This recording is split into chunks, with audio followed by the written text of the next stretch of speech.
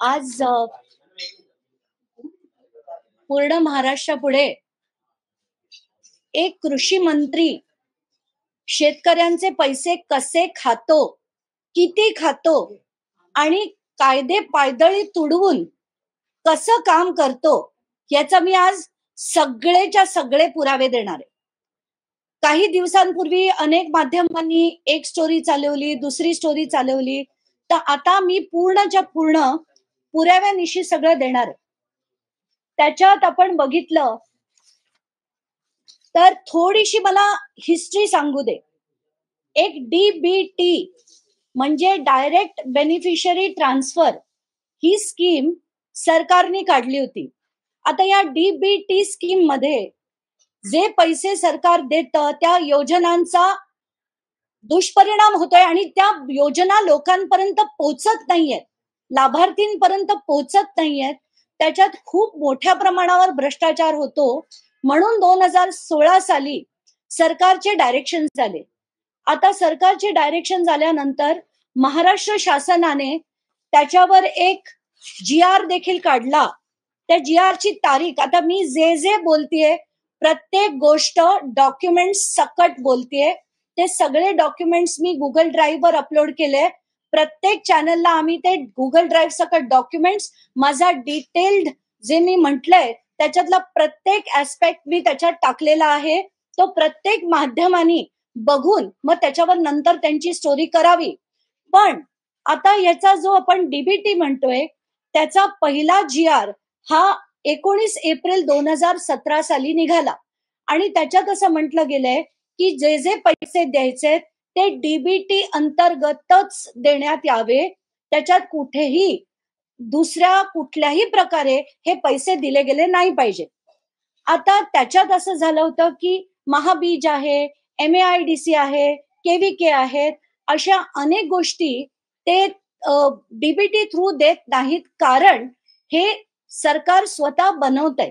म्हणजे महाबीज जे बनवतंय, MAIDC जी खतं बनवतंय, पेस्टिसाइड्स बनवतायत, कीटकनाशक ज्याला आपण म्हणतो, ही जी गोष्ट, या गोष्टी ज्या आहेत त्या फक्त याच्या खाली येत नाहीत, म्हणजे डीबीटी खाली येत नाही. त्याच्यानंतरचा तो जो GR आहे तो 12 सप्टेंबरचा होता. त्यानंतर 12 एप्रिल 2018 रोजी, आणि हा GR अतिशय महत्वाचा आहे. या GR मध्ये असं म्हटलं गेलं होतं की मुख्यमंत्र्यांना ही जी 62 लिस्ट आहे, 62 आयटमची लिस्ट आहे जे डीबीटी खाली येणार आहेत, ते 62 याच्यात आयटम मध्ये ऍड करण्याचा, म्हणजे त्याच्यात ऍड करण्याची जी आपण ज्याला म्हणतो मान्यता, या GR थ्रू मुख्यमंत्र्यांना देण्यात आली. म्हणजे मुख्यमंत्री त्यात वगळू शकत नाहीत, पण त्यांना अधिक जर 62च्या ऐवजी 63 करायचे असतील तो अधिकार मुख्यमंत्र्यांना आहे. असा हा GR आहे आणि हा अत्यंत महत्वाचा GR आहे. ते पुढे मी सांगेन का ते. त्याच्यानंतर त्यांनी असं ठरवलं, पण मग वगळण्याचा अधिकार कोणाला असावा, तर ती एक समिती बनली होती. त्या समितीत महाराष्ट्र सरकारचे मुख्य सचिव, अतिरिक्त मुख्य सचिव वित्त, अतिरिक्त मुख्य सचिव नियोजन, अशा काही 7-8 जणांना त्यांनी या समिती बनवली. म्हणजे जर डीबीटी बनणं वगळायचं असेल तर जोपर्यंत या समितीचं त्याला होत नाही, त्यांचा होकार येत नाही, तोपर्यंत कुठचीही गोष्ट डीबीटीच्या बाहेर जाणार नाही. आता काय झालं, 2022 मध्ये असं सांगण्यात आलं की बाबा विक्रमी प्रोडक्शन आहे आपल्या इथे, कापसाचं, सोयाबीनचं, ऑइल सीडचं विक्रमी प्रोडक्शन आहे. आणि ते विक्रमी प्रोडक्शन आणि वाढवण्यासाठी आपण काहीतरी उपक्रम राबावा म्हणून 1000 कोटीचं प्रोव्हिजनिंग करण्यात आलं. 1000 कोटी.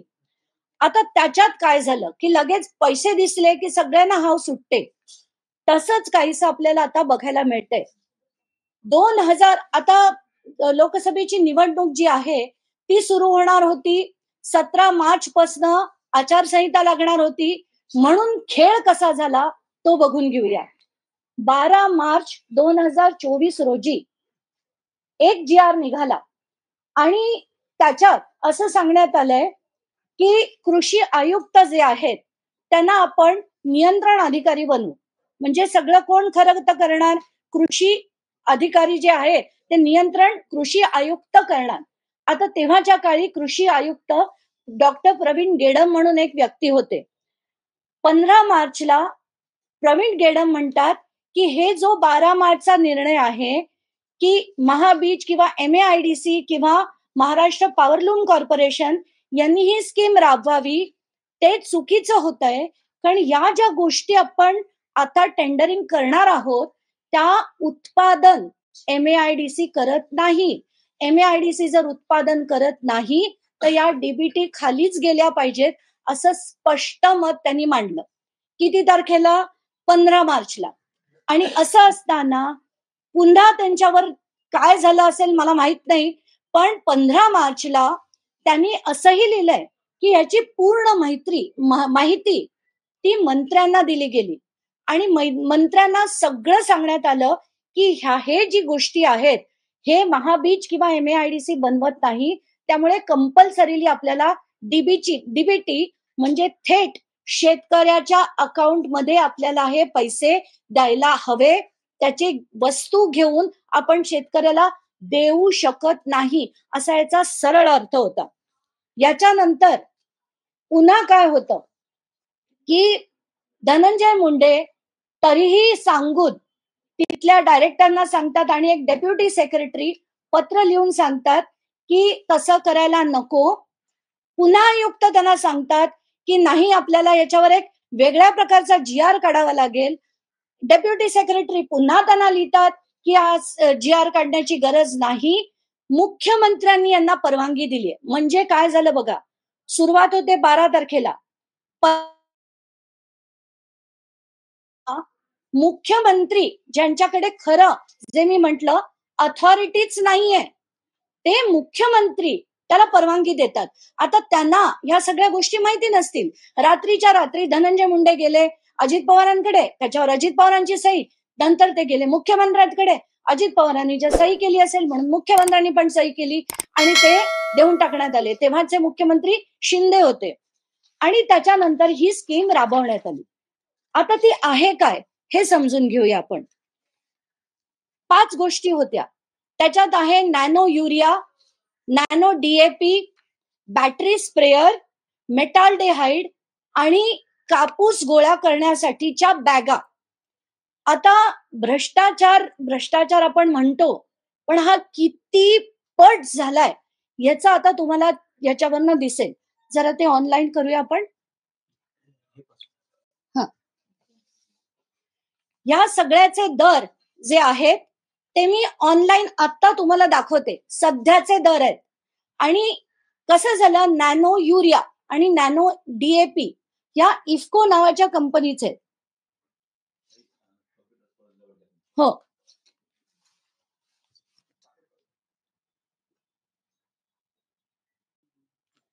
हा नॅनो युरियाचा आजचा भाव आहे.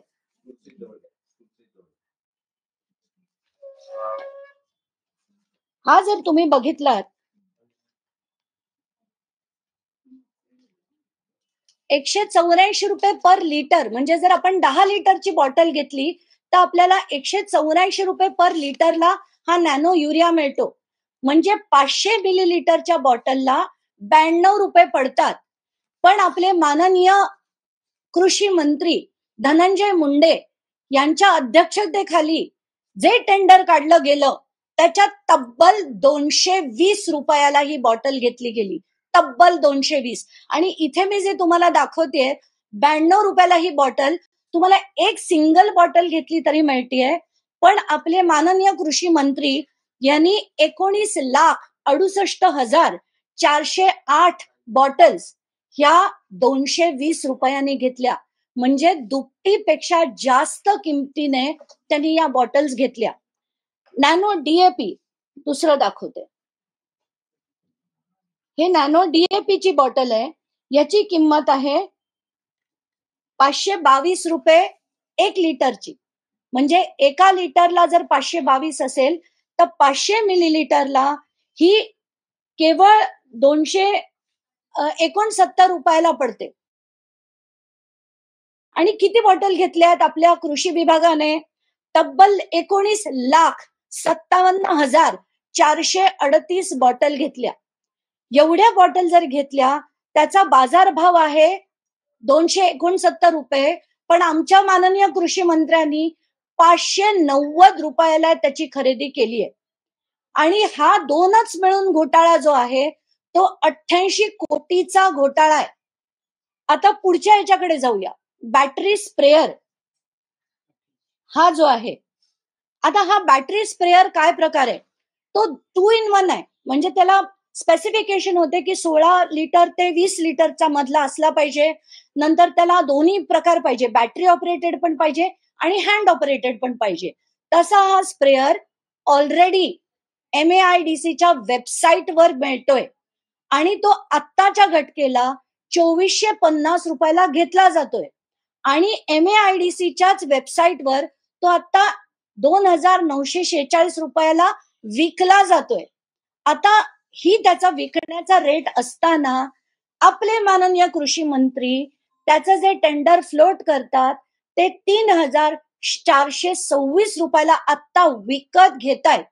म्हणजे याला आपण भ्रष्टाचार म्हणायचा का काय म्हणायचं?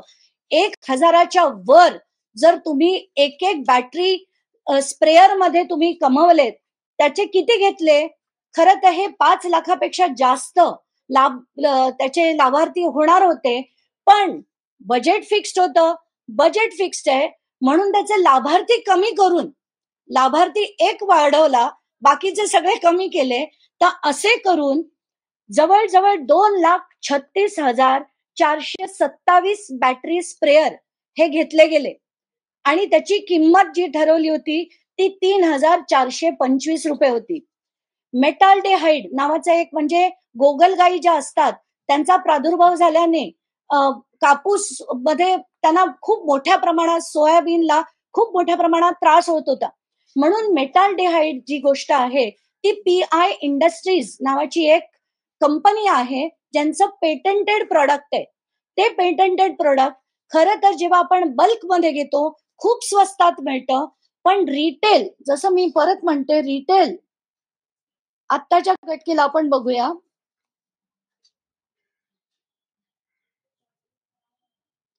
हे जे प्रोडक्ट आहे हे आता 817 रुपयाला मिळतंय.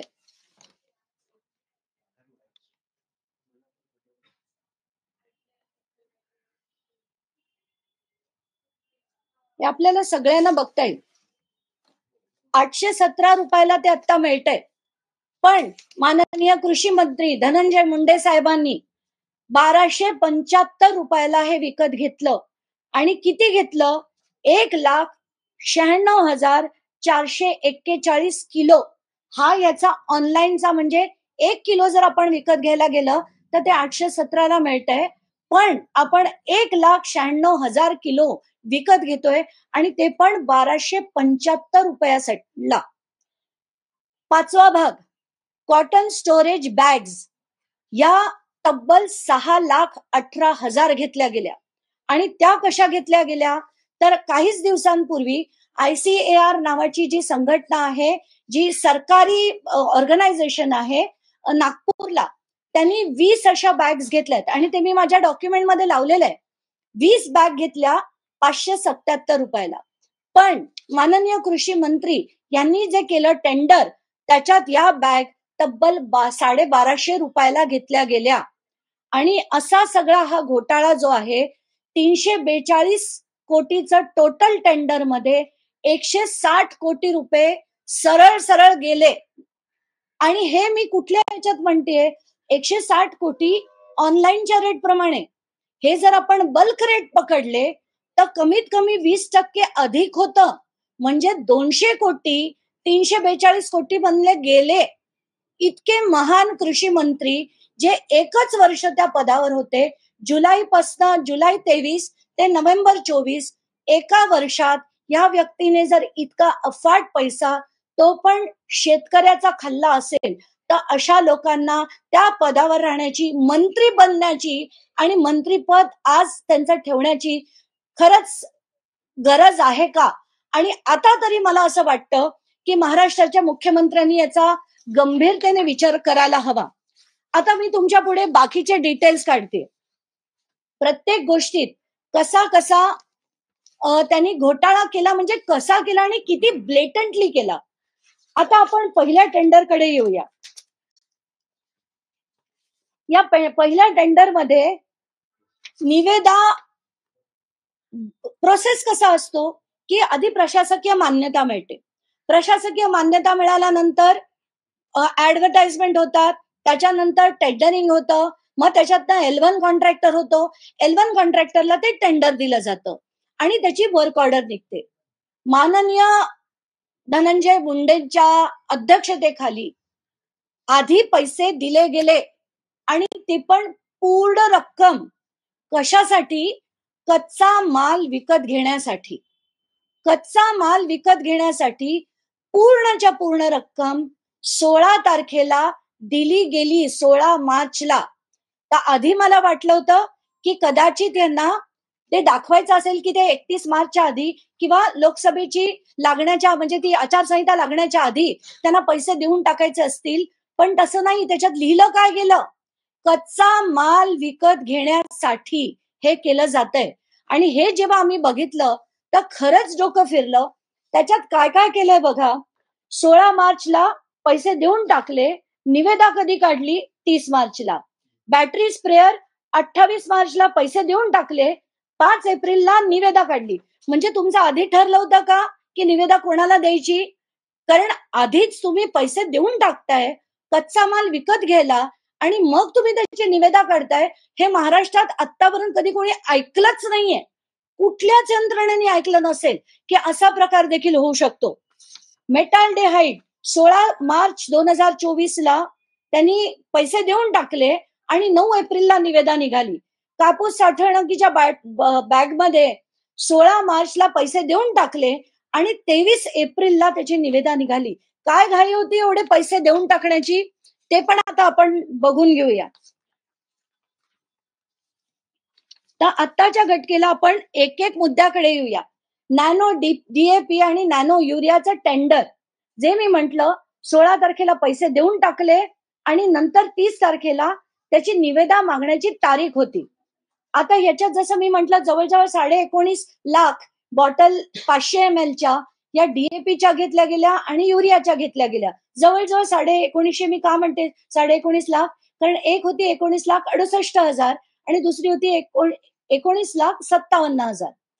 त्याच्यात इफको नावाची कंपनी, म्हणजे गंमत बघा, MAIDC हे टेंडर प्रोसेस करणार. MAIDC इफको नावाच्या कंपनीचं डायरेक्ट डिस्ट्रीब्युटर आहे. पण हे डायरेक्ट डिस्ट्रीब्युटरनी खरं तर तिथून माल घेऊन देता आला असता, पण तो डायरेक्ट डिस्ट्रीब्युटर घेत नाही. टेंडर मध्ये करेक्शन करून आपण हे एका डीलर कडनं घ्यावं असं ठरतं. आणि त्या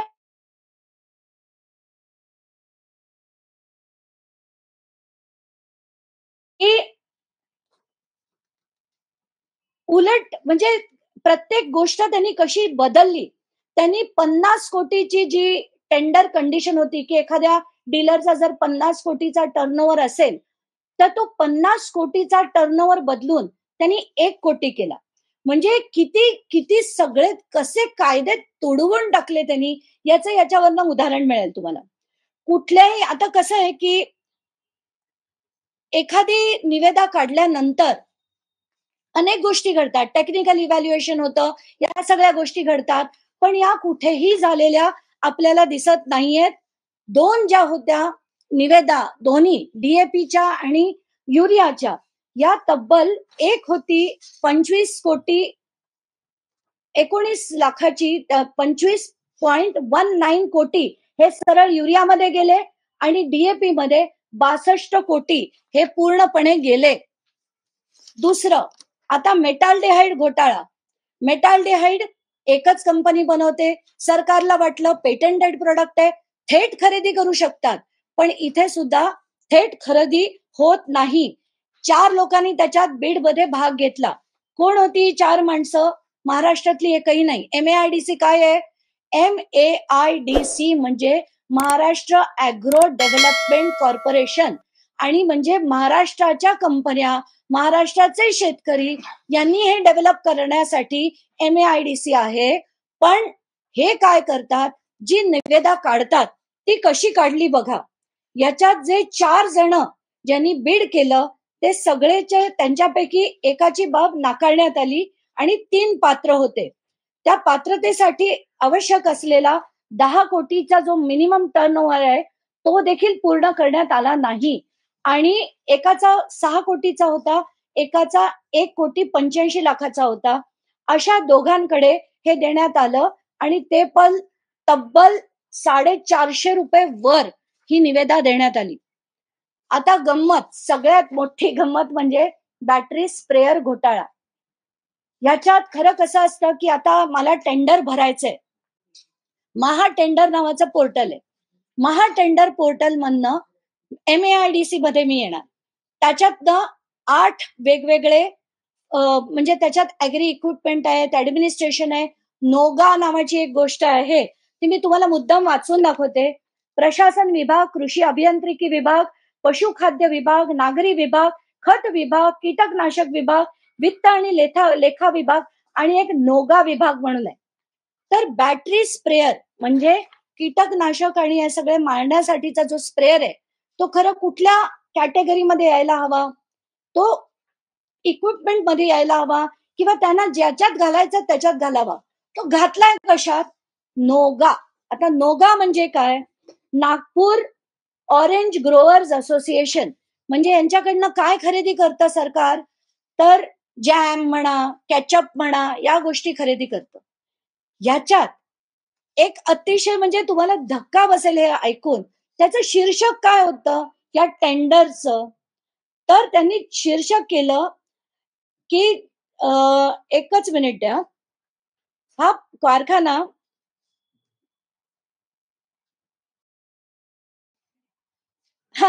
जॅम, केचप इत्यादी उत्पादनाचा कच्चा माल व्हिडिओ अंतर्गत खरेदी केला जातो. तर बॅटरी स्प्रेअर खरेदी निविदा शीर्षक योग्य श्रेणी अंतर्गत प्रकाशित केलं नाही. नोगा अंतर्गत ठेवण्यात आलं. ते देखील कशासाठी हे खूप महत्वाचं आहे. MAIDCच्या कृषी उद्योग ब्रँडला साखर कारखाना जो त्यांचा तिथे जो एक कारखाना आहे पिंपरीला, त्या कारखान्याला आपल्याला लीव्ह अँड लायसन्स द्यायचंय. याच्या खाली ते शीर्षक केलं गेलं. म्हणजे महा टेंडर, महा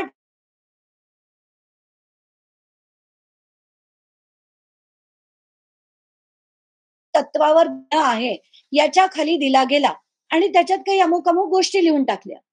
पण आता गंमत म्हणजे फक्त एक 6 नंबरचा आयटम जो बॅटरी स्प्रेअर होता, खरं त्याच्यासाठी ती निविदा होती. पण कसं कॅमोफ्लाज केलं गेलं, इतकी प्रचंड सुपीक डोकी आहेत या लोकांची. ते पूर्ण कॅमोफ्लाज करून ही निविदा त्यांनी तो कारखाना भाडे तत्वावर द्यायचा आहे असं सांगून ही टेंडर काढलं आणि टेंडर भरलं कोणी? तर त्याच्यात सहभागी झाले 6. त्याच्यापैकी एकाला बाद केलं, उरले 5. या 5 पैकी 4 जण इंदोरच्या एकाच गावातले आहेत आणि एक गुजरातचा आहे. म्हणजे MAIDC इतकं छान काम जे करतंय, महाराष्ट्र उद्योग वाढवण्यासाठी करताय, महाराष्ट्राच्या शेतकऱ्यांसाठी करताय का इंदोरला बसलेल्या काही लोकांसाठी करताय, असा प्रश्न याच्यातनं सरळ सरळ दिसतोय. कारण कोणाला कळणारच नाही ना. बॅटरी स्प्रेअर जे सप्लाय करतात ते लोक टाईप करून सर्च काय करणार? Battery sprayer. ते त्यांना मिळणार नाही. कारण टेंडर मध्ये पहिला टेंडर प्रोसेस पूर्ण मॅन्युप्युलेट केला गेला. म्हणजे त्याला जसं मी पुन्हा का म्हणतेय की महाराष्ट्र टेंडरचं पोर्टल, त्याच्या खाली MAIDC, त्याच्या खाली नोगा, त्याच्या खाली शीर्षक, एक कंपनी आपल्या जे जागा आहे पिंपरीची ती आपल्याला भाड्यावर द्यायची आहे म्हणून जर त्यांनी टेंडर काढलं असेल आणि छुपेपणाने त्यांनी जर त्याचा बॅटरी स्प्रेअर साठी टेंडर फ्लोट केला असेल तर किती कंपन्यांना ह्या गोष्टी मिळणार आहेत. म्हणून मी म्हणते की हे जे जे चाललंय आता शेवटचा जो भाग आहे ते कापूसच्या जमा करण्याच्या बॅग्स आहेत. जसं मी म्हंटल की ICAR नी ₹577 जर ही बॅग घेतली होती तर मग अशा बॅगा इतक्या मोठ्या प्रमाणावर घेतल्या गेल्या आणि म्हणजे 20 बॅगला 577 पडतात. तर इतक्या मोठ्या प्रमाणावर 6 लाखाच्या वर ज्या बॅग्स घेतल्या गेल्या त्याच्यासाठी इतका अफाट खर्च 6,18,000 घेतल्या गेल्या आणि त्याच्यात 42 कोटीचा जर असा इतका अंधाधुंद असा भ्रष्टाचार झाला असेल तर धन्य आहे आमचे कृषी मंत्री, धन्य आहे आपला महाराष्ट्र. कारण आताच्या घटकेला सगळेच्या सगळे, जसं मला म्हणायचंय, अगदी जेवढे जेवढे याच्यातले MAIDCचे अधिकारी आहेत, जेवढे जेवढे डेप्युटी सेक्रेटरी आहेत, कृषी विभागाचे जे अधिकारी आहेत, त्या सगळ्यांना लाईनीवर घ्यायची गरज आहे. आणि हे सगळा हा जो भ्रष्टाचार झालाय हा मी पहिल्या टेंडर मधला म्हटला. त्याच्यानंतर दुसरं एक टेंडर काढण्यात आलं, टेंडर नंबर 2, जे ऑक्टोबरमध्ये काढण्यात आलं, पण त्याची माहिती RTI खाली सुद्धा दिली गेलेली नाहीये. म्हणून आत्ताच्या घटकेला त्याचे पैसे दिलेत की नाही ही आम्हाला कल्पना नाहीये. म्हणून मी त्या टेंडर नंबर 2 जे 205 कोटीचं होतं त्याच्याबद्दल आता बोलत नाहीये. पण ते सुद्धा जर असलं तर त्याच्यातले अर्धे आणि याच्यातले अर्धे असं जर आपण बघितलं तर कमीत कमी 250 कोटीचा हा घोटाळा आहे. तर हा जो सगळा अंधाधुंद कारभार झालाय, तर माझी थेट मागणी आहे की आता तरी कृषी मंत्री तेव्हाचे आणि आताचे मंत्री धनंजय मुंडे हे मंत्री बनण्याच्या योग्यतेचे नाहीत. त्यांचा तातडीने राजीनामा घ्यावा आणि त्यांच्यावर इन्क्वायरी लावून हा सगळा झालेला शेतकऱ्यासाठी ठेवलेला पैसा हा परत मिळवा आणि हा पैसा जो आहे तो खरा त्याचा विनियोग DBT अंतर्गत करावा. 2 अधिकारी आहेत, या दोन्ही अधिकाऱ्यांनी म्हटलं होतं की DBT खाली करावा. एक रवींद्र बिनवडे नावाचे कोण अधिकारी होते, त्यांनी थेट लिहिलं होतं दुसऱ्या टेंडर नंतर सुद्धा की DBT थ्रूच हे झालं पाहिजे. पण DBT थ्रू गेलं तर ते शेतकऱ्यांना पैसे जातील, कृषी मंत्री जो आहे तो कसा श्रीमंत होणार, यासाठी हा केला गेलेला पूर्ण खेळ आहे.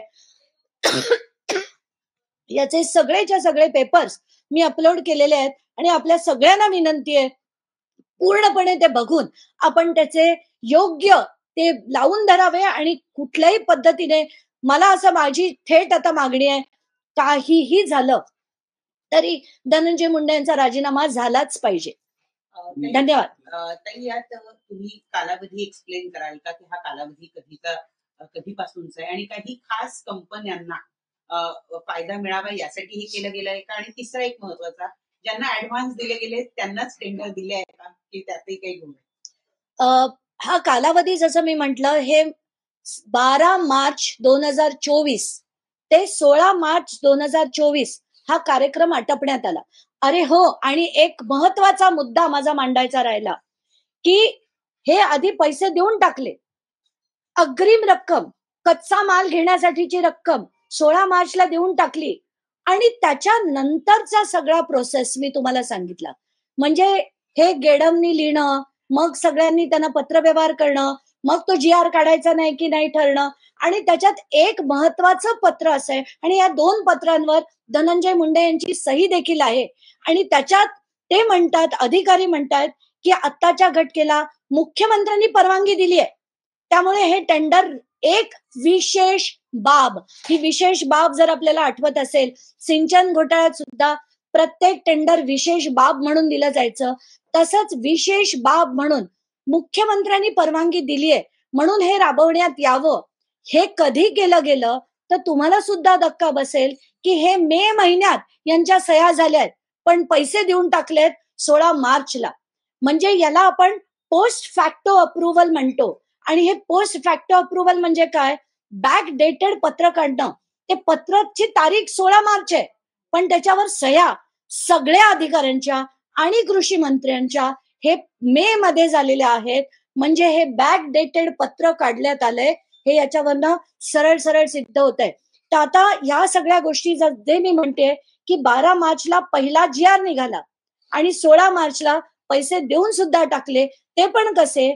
घाईघाई करून, ऑब्जेक्शन असताना, त्याच्यावर वित्तमंत्र्यांची सही, त्याच्यावर मुख्यमंत्र्यांची सही, आणि ते करून ताबडतोब घाईघाईने पैसे डिस्बर्स झालेत. आता कसे झाले ते थेट त्यांच्या अकाउंटमध्ये कधी गेलेत, अकाउंटचे ऍक्सेस माझ्याकडे नाहीत, त्यामुळे ते मला बोलता येणार नाही. पण दिलेल्याचे सगळे डॉक्युमेंट्स मी आता गुगल ड्राईव्हवर अपलोड केलेले आहेत. ते बॅकडेटेड करणं हा सुद्धा एक गुन्हा आहे का? प्रचंड मोठा गुन्हा आहे. त्याला म्हणूनच मी म्हटलं पोस्ट फॅक्टो करणं हा अतिशय चुकीचा पांडा आहे आणि जे अधिकारी ज्यांची त्याच्यावर सही आहे त्या सगळ्यांवर खरं तर कारवाई झाली पाहिजे. कारण बॅकडेटेड का केलं जातं? कारण कुठेतरी झालेला मोठ्या प्रमाणावर गैरव्यवहार आहे तो लपवण्यासाठी बॅकडेटेड केलं जातं. तर तुम्ही जर ते पत्राची तारीख बघितली ती 16 मार्च आहे, पण त्याच्या सह्या ज्या झालेल्या आहेत डेप्युटी सेक्रेटरी पासूनच्या सगळ्यांच्या त्या मे महिन्याच्या आहेत. हे आता प्रत्येक माध्यमाने दाखवावं आणि हा किती मोठा भ्रष्टाचार आहे आणि सरळ सरळ लूट आहे. आणि कोणाची लूट आहे तर ती शेतकऱ्यांसाठी दिले गेलेले पैसे होते. 1,000 कोटीचे जे सँक्शन होतं ते शेतकऱ्यांसाठी होतं, धनंजय मुंडेंसाठी नक्कीच नव्हतं.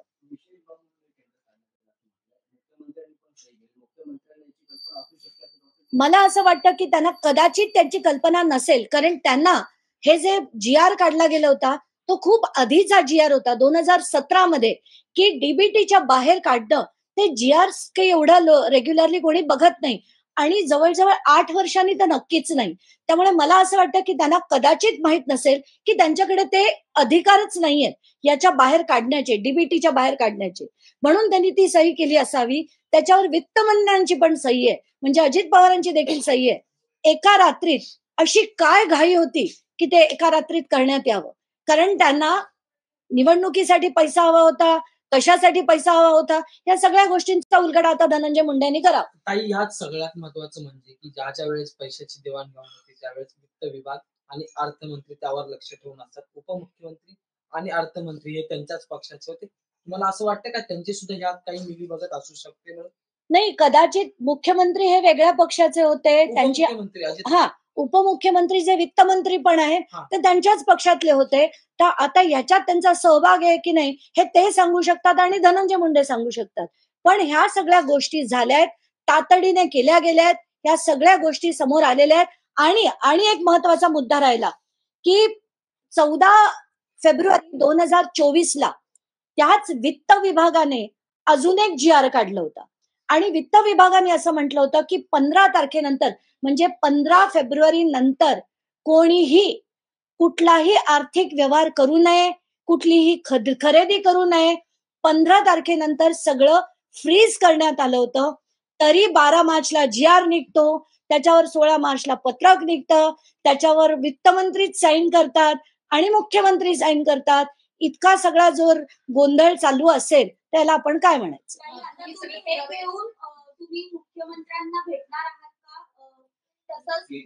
आता मला असं वाटतं मी भेट का घ्यावी? मुख्यमंत्र्यांचं कर्तव्य आहे की प्रत्येक गोष्ट, आज जर डीबीटीचा पैसा आहे, जे मोदीजी म्हणाले होते की हा शेतकऱ्यांना लाभ मिळत नाहीये, मध्ये पैसा खाल्ला जातोय, तर जर मुख्यमंत्र्यांना योग्य वाटत असेल, मोदीजींचं म्हणणं आमचं सोडा, मोदीजींचं म्हणणं योग्य वाटत असेल तर त्यांनी त्याच्यावर तात्काळ कारवाई करणं भाग आहे. कारण डीबीटी मध्ये हे करू शकत नाही. हे एक नाही, अनेक GR म्हणतात, अनेक वेळा अनेक अधिकाऱ्यांनी स्पष्ट मत आहे, या कार्यालयाचं स्पष्ट मत आहे असं देखील लिहिलेलं असताना जर धनंजय मुंडे हे देत असतील, वित्तमंत्री सही करत असतील, तर निर्णय काय घ्यायचा हा मुख्यमंत्र्यांनी आता घ्यायला हवा. राजीनाम्याची मागणी केली होती, आश्वासित करण्यात आलं होतं. दुसरा मोठा घोटाळा तुम्ही समोर आणताय. या प्रकरणात तुम्हाला वाटतंय का की उपमुख्यमंत्री अजित पवार राजीनामा घेतील धनंजय मुंडेचा? काल रात्री उपमुख्यमंत्री अजित पवार यांनी बीड मध्ये एक 3 जणांची समिती स्थापन केली आहे की जे तिथली अनियमितता बघेल.